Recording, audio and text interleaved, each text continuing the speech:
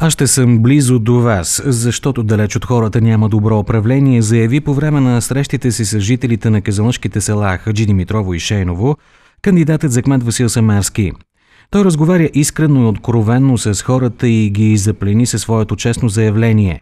Обещавам неща, които мога да изпълня. Ще имате асфалт и канализация.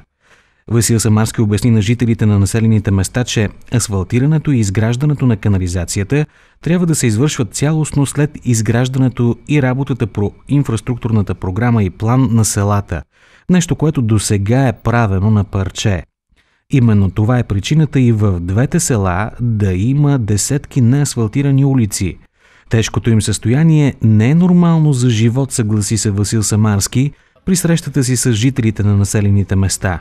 Да подредим всичко около нас, а аз ви обещавам, че ще бъда добър стопанин на общината, заяви кандидатът за кмет на община Казанлък, издигнат от БСП Васил Самарски. Честното му изявление бе аплодирано от хората, дошли да се запознаят и срещнат с него. В лични разговори жителите и на Хаджидимитрово и на Шейново поставиха редица задачи на Васил Самарски като кмет на общината.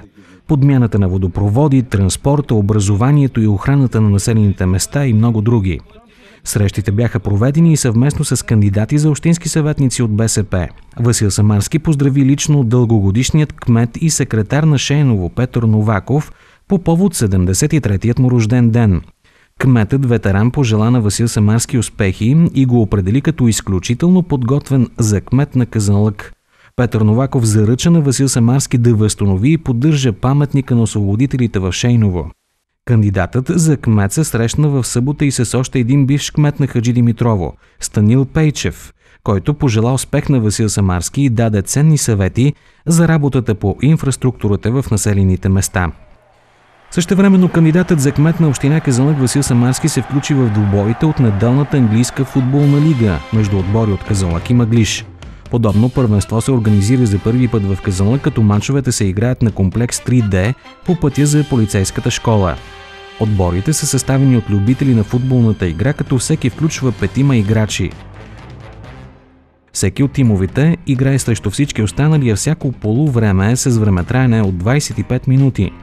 Васил Самарски поздрави участниците в неделната футболна лига и връчи награди на изявилите се. Сред наградените бе най-възрастният участник, който е 62-годишният Николай Танев, голмайсторът с 15 точни попадения Кирил Тодоров и отбор Кулата, допуснал най-малко голове в своята врата. Васил Самарски заяви, че има специално отношение към спорта в Казанлък. Общината заслужава да има футболен отбор в Б-групата и трябва да подпомага местните футболни таланти, добави кандидатът за кмет на община Казанлък Васил Самарски.